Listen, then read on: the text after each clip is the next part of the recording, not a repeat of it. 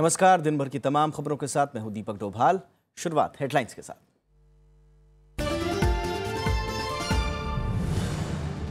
Washington में आज प्रधानमंत्री की अमेरिकी राष्ट्रपति से मुलाकात। रक्षा, सुरक्षा, जलवायु परिवर्तन समेत कई मुद्दों पर बात। थिंक टैंक के प्रमुखों से मुलाकात में मिलकर काम करने पर जोर।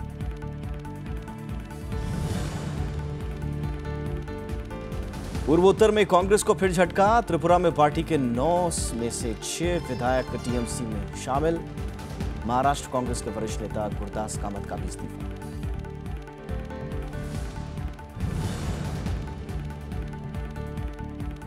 ईएमआई के मोर्चे पर ग्राहकों को बड़ी राहत। मौद्रिक नीति की समीक्षा में नहीं हुआ ब्याज दरों में बदलाव। रघुराम राजन ने कहा, मॉनसून से आएगी महंगाई में कमी। और मथुरा हिंसा की न्यायिक जांच के आदेश। इलाहाबाद हाईकोर्ट के पूर्व जज इम्तियाज मुर्तजा करेंगे जांच। बीजेपी अध्यक्ष अमित शाह ने प्रशासन की कार्यशैली पर उठाए सवाल।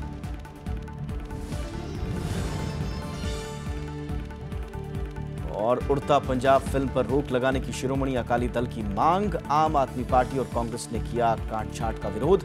अनुराग कश्यप की राजनीति न करने की अपील।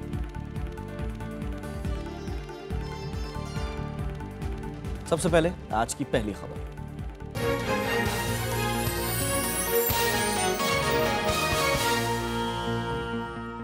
प्रधानमंत्री नरेंद्र मोदी अपनी 5 देशों की यात्रा के सबसे अहम पड़ाव में वॉशिंगटन पहुंच गए। आज वो अमेरिकी राष्ट्रपति बराक ओबामा से मुलाकात कर द्विपक्षीय संबंधों की समीक्षा करेंगे। बराक ओबामा ने प्रधानमंत्री के सम्मान में भोज का आयोजन भी किया है। इस दौरान राष्ट्रीय सुरक्षा सलाहकार और विदेश सचिव भी मौजूद रहेंगे। इसके बाद दोनों देश साझा बयान जारी करेंगे। प्रधानमंत्री अमेरिकी इंडिया बिजनेस काउंसिल की 40वीं एजीएम को भी संबोधित करेंगे। कल नरेंद्र मोदी अमेरिकी कांग्रेस के संयुक्त सत्र को भी संबोधित करेंगे। प्रधानमंत्री नरेंद्र मोदी की ये चौथी अमेरिकी यात्रा है। प्रधानमंत्री के अमेरिकी दौरे का जो मुख्य मकसद है, अगर उसकी बात करें तो भारत अमेरिकी सुरक्षा और राजनयिक सहयोग को बढ़ाना इसमें शामिल है। दोनों देशों का जोर जलवायु परिवर्तन और स्वच्छ ऊर्जा के एजेंडे को आगे बढ़ाने पर भी रहेगा। साथ ही आपसी राजनयिक सहयोग को भारत प्रशांत क्षेत्र से बाहर विस्तार देने और सतत आर्थिक प्रगति पर भी जोर दिया जाएगा। अमेरिकी यात्रा के बाद प्रधानमंत्री मेक्सिको के लिए रवाना होंगे, जहां से वो स्वदेश लौट आएंगे। और इससे पहले यात्रा के पहले दिन प्रधानमंत्री ने अमेरिकी थिंक टैंकों के प्रमुखों से मुलाकात की और वैश्विक मसलों पर दोनों देशों के साथ मिलकर काम करने पर जोर दिया गया। वहीं दूसरे कार्यक्रम में प्रधानमंत्री को भारत की कई दुर्लभ प्राचीन मूर्तियां दी गई। इन्हें तस्करी कर अमेरिका ले जाया गया था। वॉशिंगटन पहुंचे प्रधानमंत्री नरेंद्र मोदी का एयरबेस पर बड़ी तादाद में मौजूद भारतीयों ने गर्मजोशी से स्वागत किया। प्रधानमंत्री भी काफिला रोककर वहां जुटे लोगों से मिले।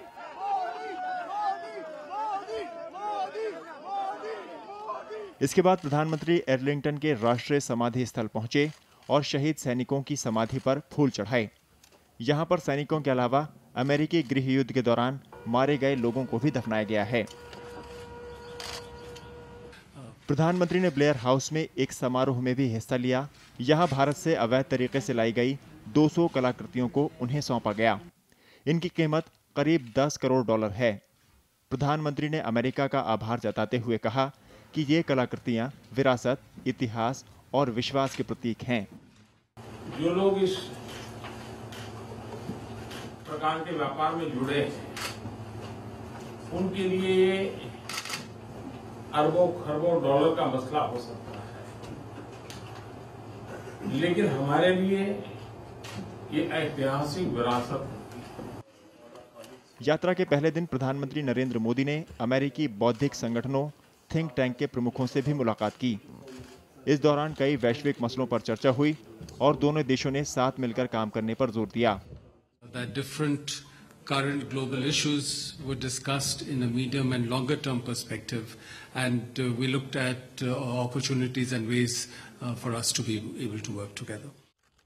प्रधानमंत्री नरेंद्र मोदी ने कोलंबिया अंतरिक्ष यान स्मारक जाकर श्रद्धांजलि दी। उन्होंने अंतरिक्ष यात्री सुनीता विलियम की मौजूदगी में कल्पना चावला के परिवार से भी मुलाकात की। Bureau report, Rajya Sabha TV. और प्रधानमंत्री के इस दौरे पर ज़्यादा विस्तार से बातचीत करने के लिए इस वक्त हमारे साथ बेहद खास मेहमान हैं शिव शंकर मुखर्जी, पूर्व राजदूत हैं। बहुत बहुत स्वागत है सर आपका।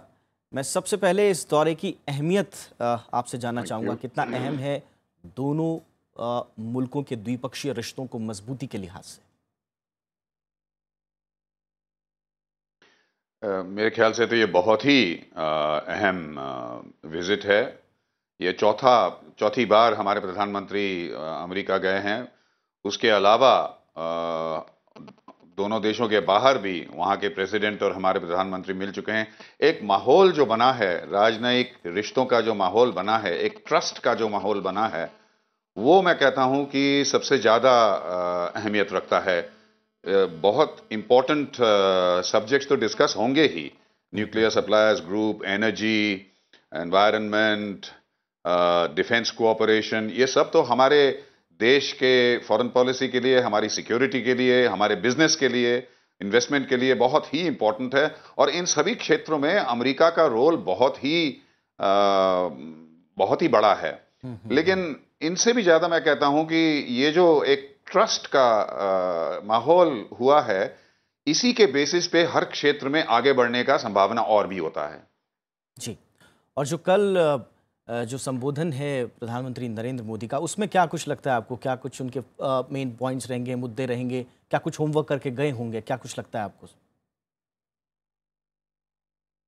देखिए, ये तो हमारे प्रधानमंत्री 2 साल से बहुत ही दुनिया घूम चुके हैं और इसमें तो बिल्कुल कोई शक नहीं कि दो चीज़ें उसने पर्सनल अप्रोच में, इसमें कोई शक नहीं है कि दो चीज़ें बाहर आती हैं। नंबर 1, एक बहुत ही एनर्जी के साथ वो ये काम, फॉरेन पॉलिसी के जो ऑब्जेक्टिव्स हैं, हमारी मंजिलें हैं, उनके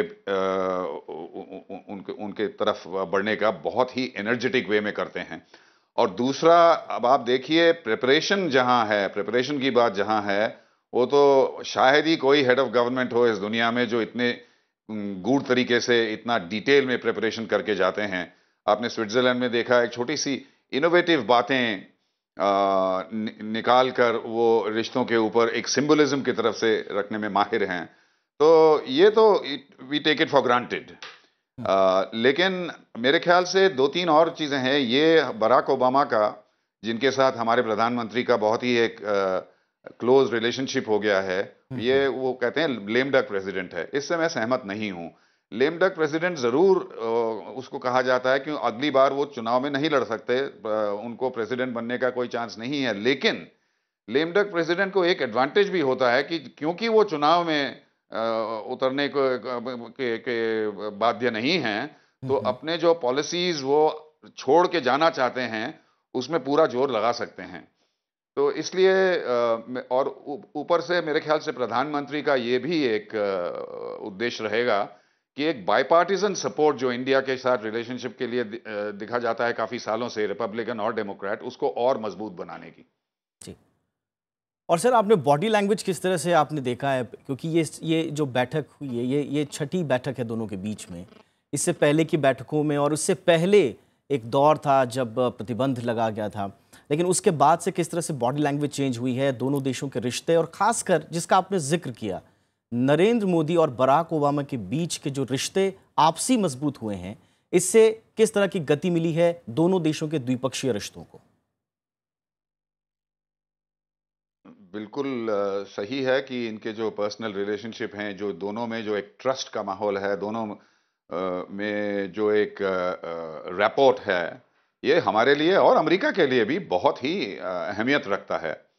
क्योंकि हमारे देश के सबसे बड़े ऑफिशियल प्राइम मिनिस्टर और उनके देश के एग्जीक्यूटिव प्रेसिडेंट जब एक साथ मिलके बहुत ही ट्रस्ट के बेसिस पे, एक विश्वास के बेसिस पे जब डिस्कस करते हैं, तो जाहिर है कि हर क्षेत्र में हमारे जो मांगे हैं, एक दूसरे देश के म्यूचुअल बेनिफिट जिसे कहते हैं, उसको आगे बढ़ाना आसान होगा। देखिए, एक फॉर्मर डिप्लोमेट थे अमेरिका के, डेनिस कक्स, जिन्होंने एक किताब लिखा था 80s में, strange democracies India and America, यानी कि डेमोक्रेसीज होते हुए भी कितने अलग हैं। अब वहां से देखिए, आज का माहौल देखिए, जहां डिफेंस कोऑपरेशन, सेंसिटिव चीजों में, टेररिज्म में,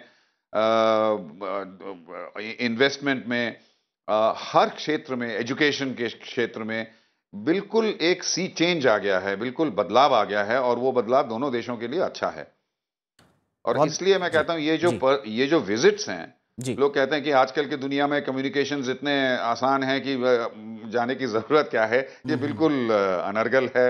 ये जो पर्सनल विजिट्स होते हैं, इसमें जो आपने बॉडी लैंग्वेज की बात की, बॉडी लैंग्वेज के से ज्यादा जो मेंटल इक्वेशन एस्टैब्लिश होता है वो बहुत ही इंपॉर्टेंट है। बहुत बहुत शुक्रिया सर इस विस्तार पूर्वक बातचीत करने के लिए और वक्त निकालने के लिए। तो ये थी आज की पहली खबर। एक छोटा सा ब्रेक, जल्द हाजिर होते हैं।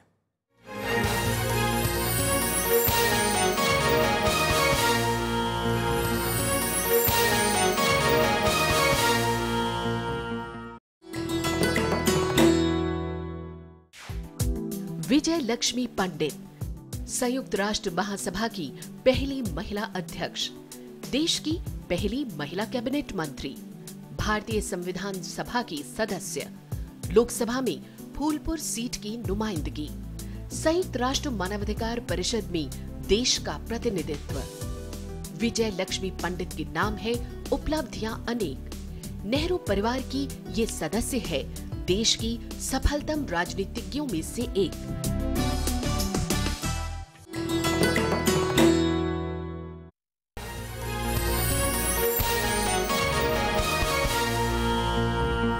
छत्तीसगढ़ के बाद अब कांग्रेस को पूर्वोत्तर राज्य त्रिपुरा में झटका लगा है। आज पार्टी के 9 में से 6 विधायकों ने विधानसभा अध्यक्ष से मुलाकात की और कांग्रेस से अलग होकर तृणमूल कांग्रेस में शामिल होने की जानकारी दी।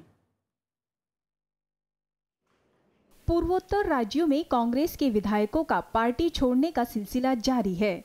अरुणाचल प्रदेश के बाद अब त्रिपुरा में पार्टी में फूट पड़ गई है। विधायक सुदीप राय बर्मन की अगुवाई में कांग्रेस के 9 में से 6 विधायकों ने मंगलवार को विधानसभा अध्यक्ष से मुलाकात की और कांग्रेस छोड़कर टीएमसी का दामन थामने के बारे में पत्र सौंपा। Today, out of a strength of 9 Congress legislature, 6 number of legislatures, as per the 10th schedule of the Constitution, we broke away from the Congress. We merged with the All India Trinamool Congress with an objective to defeat this anti-people government, this corrupt government in Tripura. I will have to go through the constitutional provision. Just now I think it would not be wise to pass any comments. इधर कांग्रेस ने दल बदल रोकने के लिए विधायक विश्वबंधु सेन को 6 साल के लिए पार्टी से निकाल दिया है और विधानसभा अध्यक्ष को इसकी सूचना दे दी है। Vishwabandhu Sen, one of the MLA, has been expelled from the Congress party for 6 years because of his anti-party activities since last 1 year. 60 सदस्यीय त्रिपुरा विधानसभा में कांग्रेस के 10 विधायक हैं। सोमवार को कांग्रेस के एक विधायक जितेंद्र सरकार ने इस्तीफा दे दिया था। कांग्रेस का कहना है कि इस टूट फूट से पार्टी पर कोई असर नहीं पड़ेगा। कांग्रेस पार्टी व्यक्तियों से कमजोर नहीं हो सकती। कांग्रेस पार्टी अपनी विचारधारा, अपने नेतृत्व, अपनी सोच और अपने रास्ते पर अडिग तरीके से चलती है। इधर कांग्रेस ने अजीत जोगी को पार्टी के सभी पदों से हटा दिया है। अजीत जोगी ने सोमवार को नई पार्टी बनाने और कांग्रेस से अलग राह पर चलने का ऐलान किया था। महाराष्ट्र से भी पार्टी के लिए अच्छी खबर नहीं है। कांग्रेस के दिग्गज नेता गुरुदास कामत ने राजनीति से संन्यास लेने की घोषणा कर दी है। हालांकि उन्होंने कहा है कि वो निजी वजहों के चलते ये फैसला ले रहे हैं। Bureau report, Rajya Sabha TV. और उधर राजनीतिक संकट से उबरने के बाद उत्तराखंड कांग्रेस के बीच मतभेद सामने आने लगे हैं। पार्टी के प्रदेश अध्यक्ष किशोर उपाध्याय ने हरीश रावत सरकार पर संगठन और कार्यकर्ताओं की अनदेखी का आरोप लगाया है।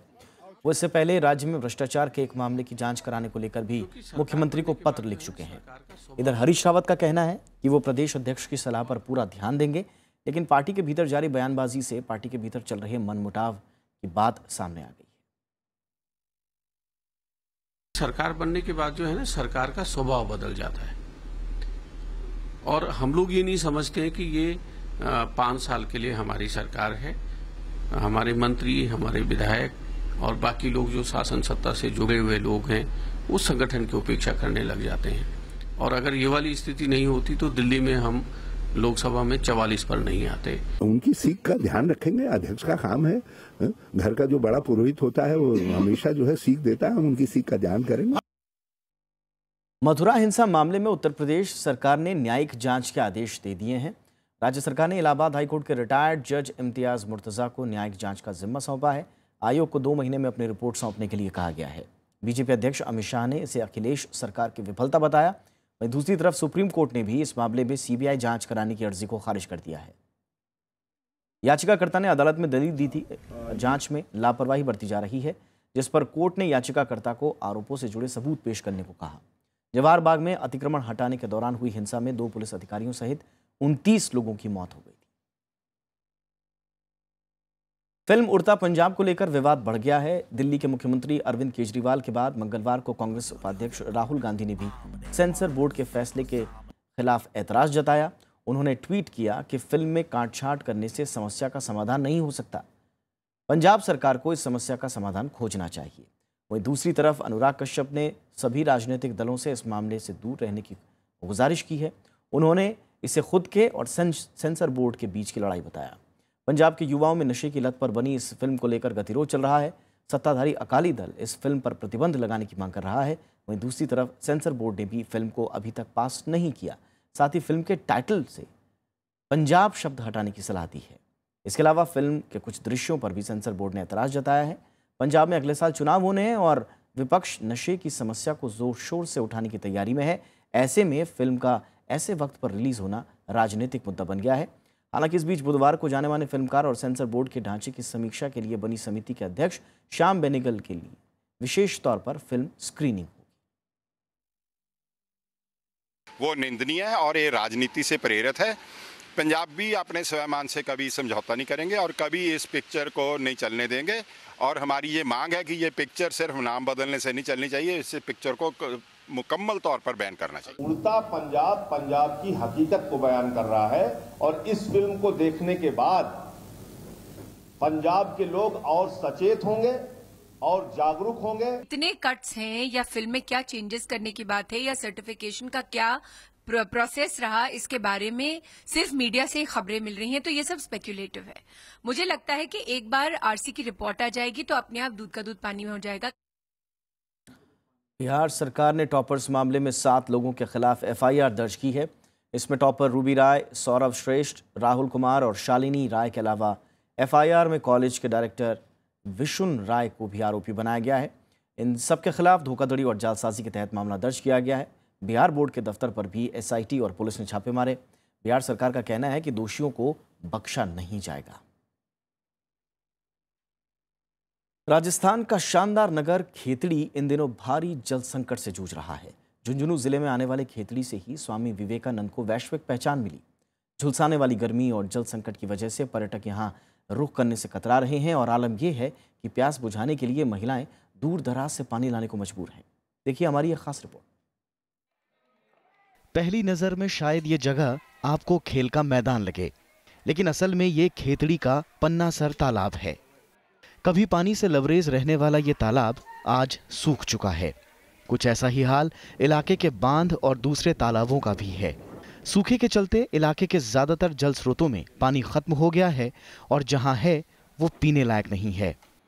वर्तमान में पानी की बहुत ज़्यादा संकट है। खेतड़ी टाउन में लगभग 7 दिन से पानी आता है। यहाँ 7 दिन पे एक दिन, मतलब अल्टरनेट 7 दिन के बाद में पानी आता है।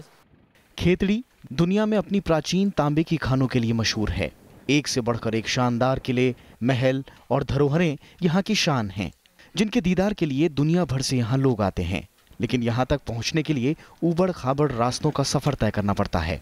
हवाई अड्डा और रेल लाइन होने के बावजूद जल संकट और लगातार बढ़ते पारे ने पर्यटन पर भी असर डाला है। पूरे विश्व के अंदर खेतड़ी का नाम है, लेकिन आज के हालात में गवर्नमेंट का कोई ध्यान नहीं देना, कुछ निष्क्रिय प्रशासन होना, ये कुछ कारण है। तो उस कारण खेतड़ी आज पीछे है। अगर वह इसको डेवलप किया जाए तो टूरिज्म बहुत आए और पैसा मिले और देश का नाम भी होता है। झुंझुनू जिले के खेतड़ी इलाके में सबसे ज्यादा जल संकट है।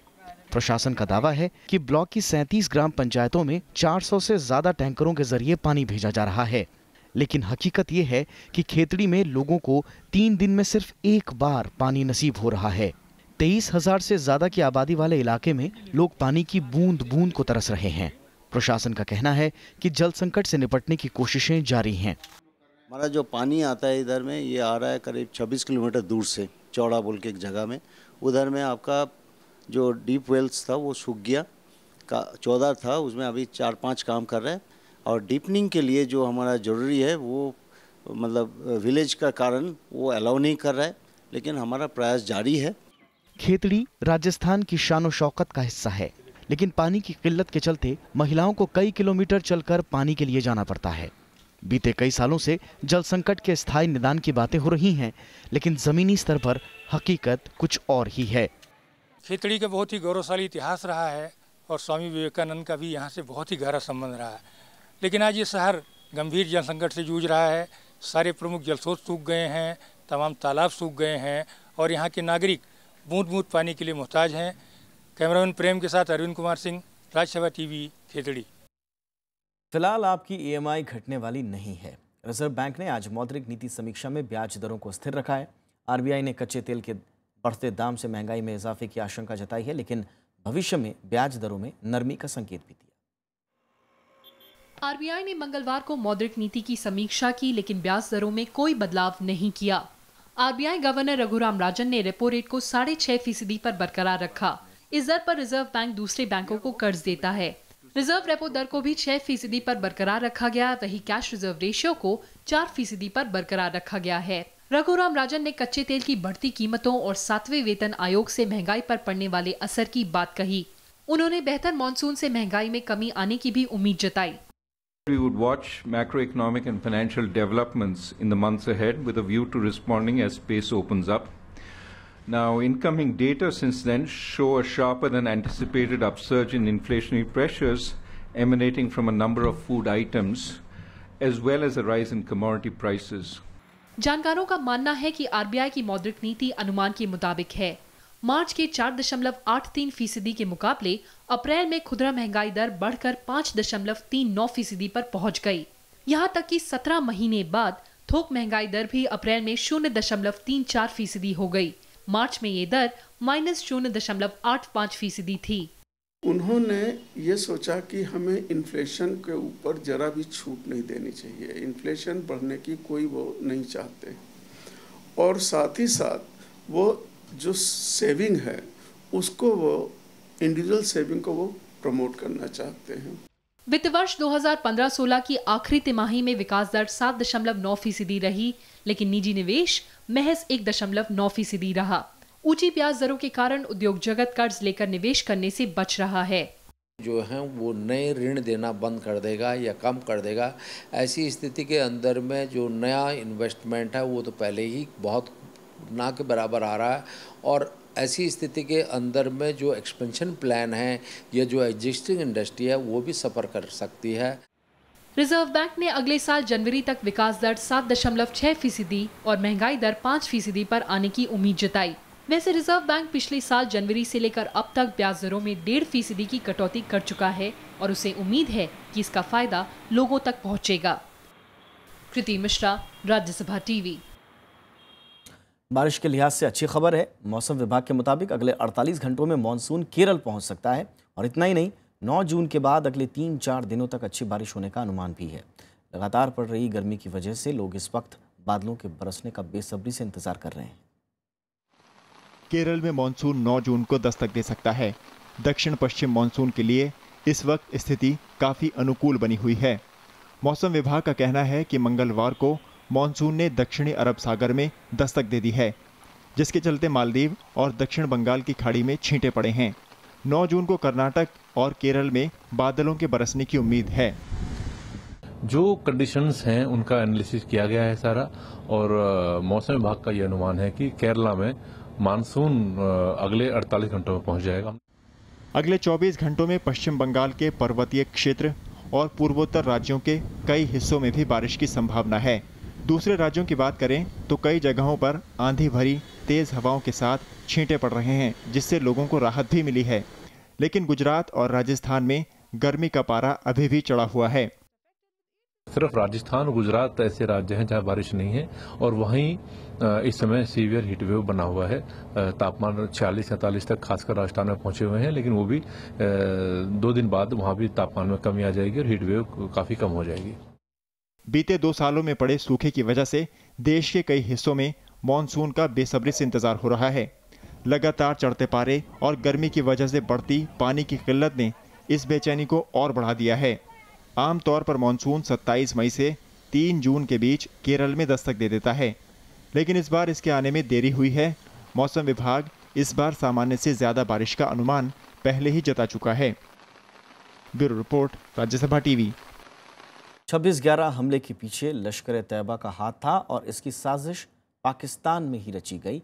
आखिरकार चीन ने इस बात को मान लिया है। चीन के एक सरकारी न्यूज़ चैनल पर हाल ही में मुंबई हमलों से जुड़ा एक डॉक्यूमेंट्री प्रसारित की गई, जिसमें लश्कर-ए-तैयबा और पाकिस्तान से मौजूद उसके आकाओं को प्रमुखता से दिखाया गया। 26 नवंबर 2008 को मुंबई में हुए इस हमले में 164 लोगों की मौत हो गई थी।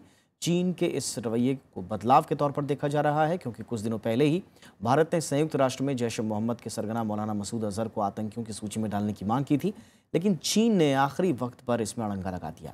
इसके बाद चीन को काफ़ी आलोचना भी झेलनी पड़ी थी। तुर्की के इस्तांबुल में आतंकियों ने मंगलवार को पुलिस बस को निशाना बनाया। बेयाजीद ज़िले के वेजलेसिलर मेट्रो स्टेशन के पास बस को बम धमाके से उड़ा दिया गया। इस हमले में 11 लोगों की मौत हो गई, जिसमें 7 पुलिसकर्मी भी शामिल हैं। धमाके में 36 लोग घायल भी हुए हैं, जिनमें से कुछ की हालत बेहद गंभीर बनी हुई है। जिस जगह यह धमाका हुआ, ये इलाका पर्यटकों से शुमार रहता है। फांसी में तुर्की विश्वविद्यालय भी है। हमले के बाद छात्रों की परीक्षा को रद्द कर दिया गया है और फिलहाल किसी आतंकी संगठन ने हमले की जिम्मेदारी नहीं ली है। तुर्की में इस साल पहले भी कई हमले हो चुके हैं, जिसके चलते देश में हाई अलर्ट जारी है। इस बुलेटिन में इतना ही, लेकिन जाते जाते आपको छोड़ जाते हैं देश और दुनिया की कुछ अहम खबरों के साथ।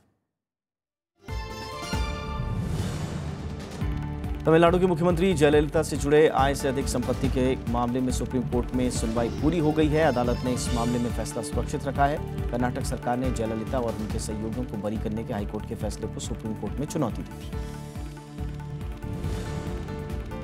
दिल्ली के मुख्यमंत्री अरविंद केजरीवाल ने कानून व्यवस्था को लेकर उपराज्यपाल नजीब जंग को पत्र लिखा है। केजरीवाल ने कहा है कि उपराज्यपाल दिल्ली में कानून व्यवस्था की अनदेखी कर रहे हैं। इससे दिल्ली वाले खुद को असुरक्षित महसूस कर रहे हैं। सीबीआई की विशेष अदालत ने गृह मंत्रालय के निलंबित अंडर सेक्रेटरी आनंद जोशी को जमानत दे दी है। आनंद को एनजीओ के जरिए चंदा जुटाने के आरोप में गिरफ्तार किया गया था। कोर्ट ने उन्हें जांच पूरी होने तक अपना पासपोर्ट जमा कराने का निर्देश दिया है। उत्तराखंड में जमीन के दाम 50% तक घटाए जा सकते हैं। राज्य की कैबिनेट ने इससे जुड़े प्रस्ताव को मंजूरी दे दी है। हालांकि सरकार के इस फैसले को अगले साल होने वाले विधानसभा चुनाव से जोड़कर भी देखा जा रहा है, क्योंकि जनवरी में सरकार ने जमीन के दाम 10 से 30% बढ़ाने का ऐलान किया था। हरियाणा के फतेहाबाद जिले में एक प्राइवेट बस में धमाके में 2 लोग जख्मी हो गए। मामला फतेहाबाद के भुना इलाके का है, जहां सुबह 11 बजे ये बस झाखल से फतेहाबाद की ओर जा रही थी। धमाके की फॉरेंसिक जांच की जा रही है। तमिलनाडु के मुख्यमंत्री जयललिता ने श्रीलंका में गिरफ्तार मछुआरों की रिहाई के लिए प्रधानमंत्री नरेंद्र मोदी को 3 दिन के भीतर दूसरा पत्र लिखा है। उन्होंने हाल ही में गिरफ्तार हुए 4 मछुआरों की रिहाई के लिए प्रधानमंत्री से हस्तक्षेप की मांग की। इससे पहले 5 जून को भी वो खत लिख चुकी है। उमंग बेदी भारत में फेसबुक के प्रबंध निदेशक होंगे। मंगलवार को फेसबुक ने उन्हें इस पद पर नियुक्त किया। बेदी को इथिंगा रेड्डी की जगह एमडी बनाया गया। उनका कार्यकाल जुलाई से शुरू होगा। फिलहाल बेदी एडोब के दक्षिण एशिया क्षेत्र के एमडी। शेयर बाजार में मंगलवार को अच्छी बढ़त देखने को मिली। सेंसेक्स 232 अंक बढ़कर 27,009 अंक पर बंद हुआ। वहीं निफ्टी 65 अंक की बढ़त के साथ 8,266 पर रहा। बांग्लादेश में मंगलवार को हिंदू पुजारी की गला रेतकर हत्या का मामला सामने आया। घटना पश्चिमी बांग्लादेश के झिनाईगाह जिले की है, जहां 65 साल के अनंत कुमार साइकिल से पूजा करने मोहिशा नगर जा रहे थे, तभी उग्रवादियों ने उन पर हमला कर दिया। मौके पर इन्होंने दम तोड़ दिया।